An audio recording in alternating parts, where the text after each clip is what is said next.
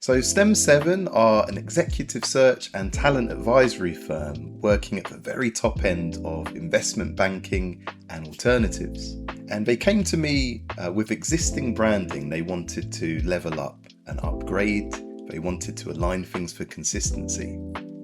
They wanted to ensure the branding was something they could proudly show off and use as a tool to win business, not something they were worried might be losing them interest.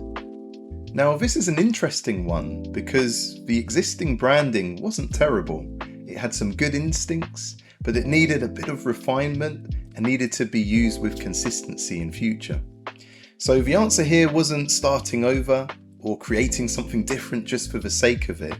It was building on the existing equity and knowing which elements to keep, which to improve, and which to fix. So the overall before and after and the impact that had was massive, but many of the details that led to that were actually subtly engineered. So in this short case study, I'll walk you through some of the highlights, and as usual, we'll look at the process and some of the thinking behind the scenes along the way.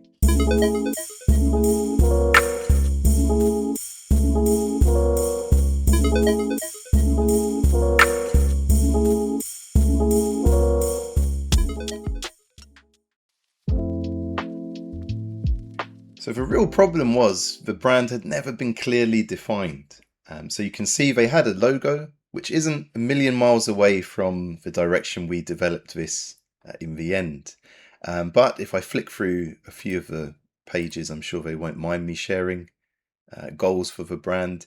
This is the kind of formatting that would sometimes appear in pitch documents. So the fonts are a little inconsistent. We actually had a really strong client base at this point. So they were doing the work, they were impressing the right companies, but the branding felt quite inconsistent. And of course, this was before AI became so readily accessible. So these days, the floor starts a lot higher. Even plugging your identity loosely into AI, it will give you something a bit more consistent than this. But here were their services, and these are the kind of fonts and colors that made up the existing branding. So this is what I was presented on starting the project. And there's a real gap between the caliber of the firm and the clients they have and the caliber of their branding.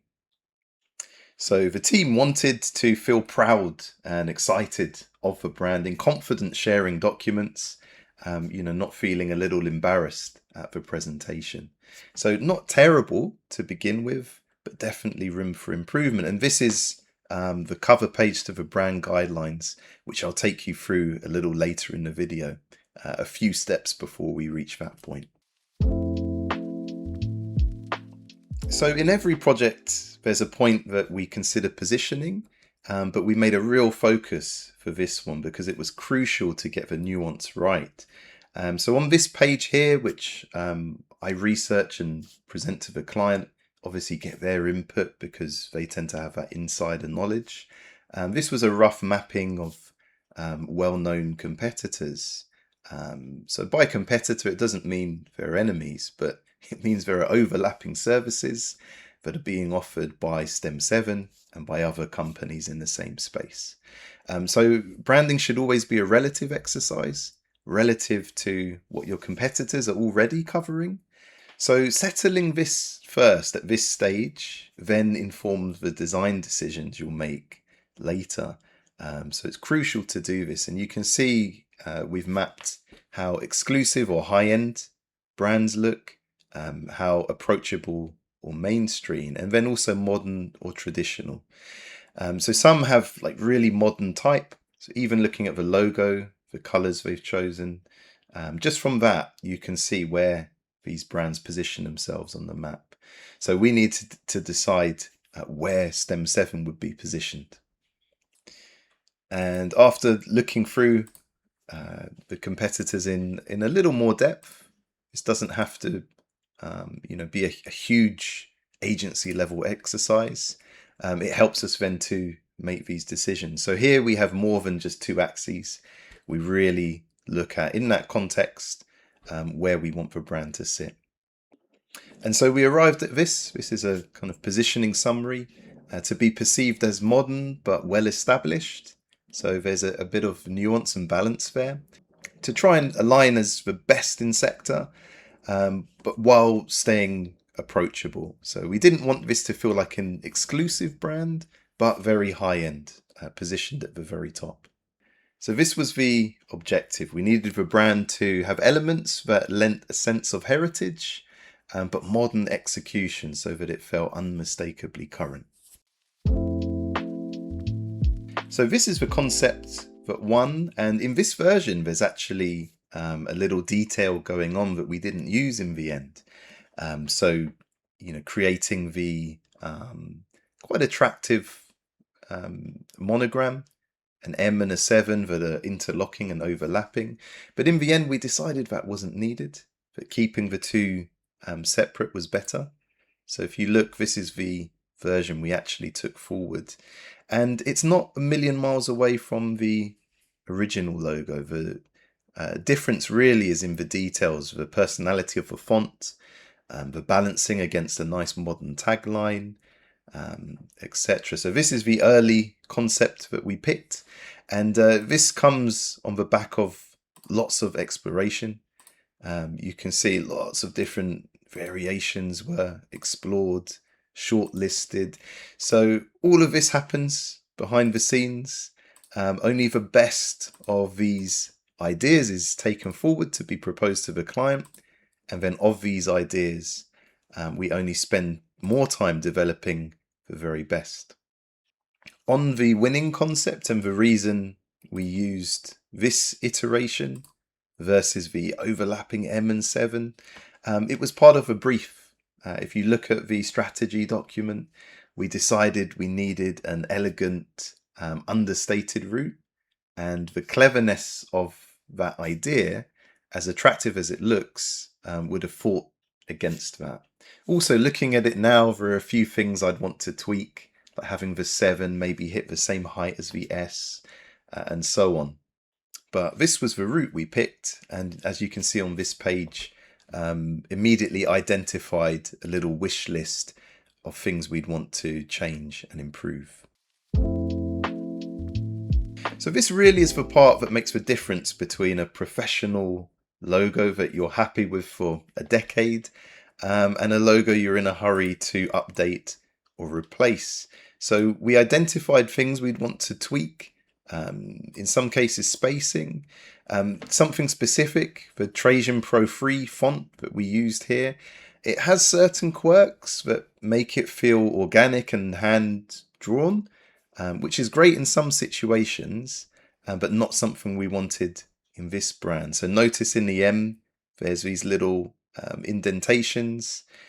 So some of the quirks that make it feel hand-drawn, deliberate irregularities, we actually wanted to remove those. So it means outlining the font, actually breaking it apart, and customizing it under the microscope. It means opening the font in an application like Illustrator and really going in and fine-tuning the details. We also wanted to balance the spacing nicely, so there's a certain near symmetry of the S and the 7, so I wanted to make sure that felt balanced, and felt balanced against executive search sitting underneath, so that was further refined. Another little detail, you'll also notice the word is separated from the number by a change in tone, in colour. So placing a space between stem and 7 would look quite ugly. The increased size and the colour make sure it reads correctly at a glance, and it feels perfectly balanced. You may also notice a difference between the alignment in this version here. So technically, we have executive search sitting, and as there's the top part of the 7 sticking out of the end, that's technically balanced, but to the eye, because it lines up with the edge of the bottom of the 7, it just doesn't feel right. So in the next iteration, it was shrunk down a little further, and then the 7 actually pokes out further than the S does.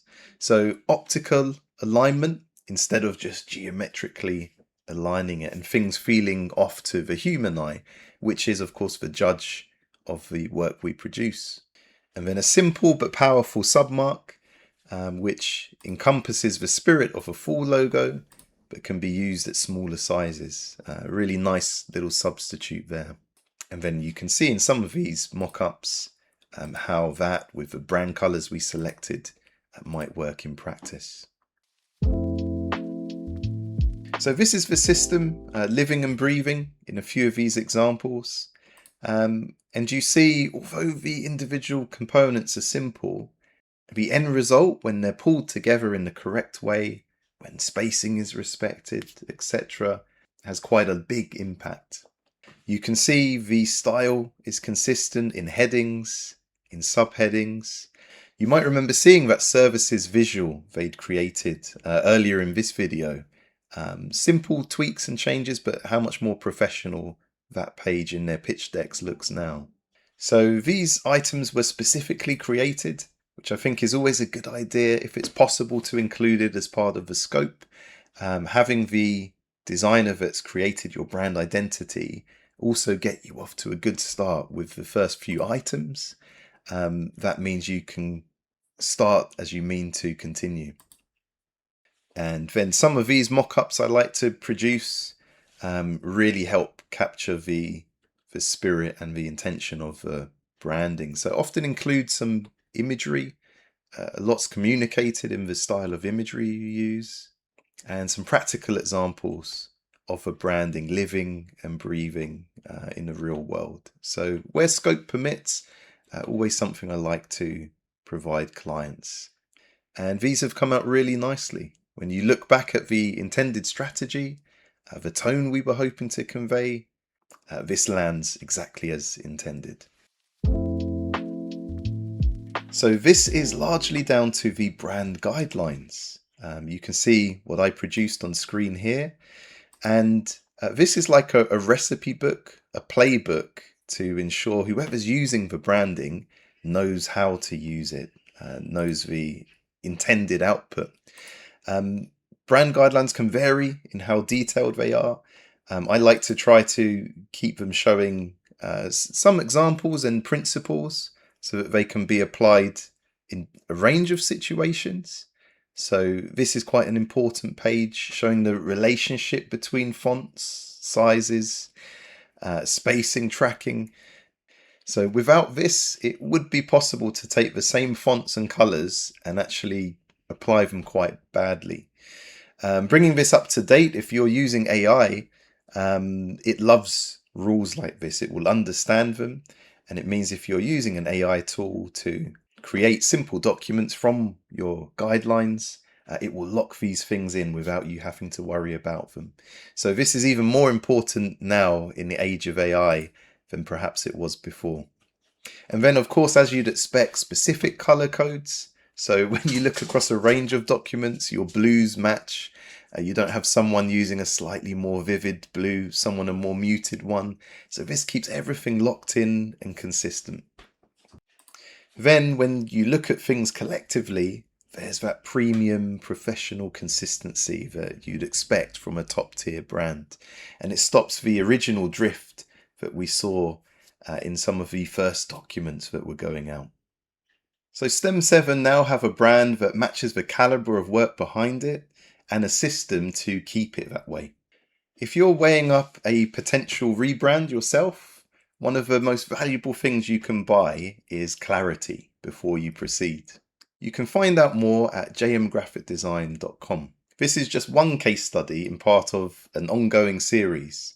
So if you think you might benefit from learning the process, the techniques, the thinking behind other projects, be sure to like and subscribe, and hopefully I'll see you in future content.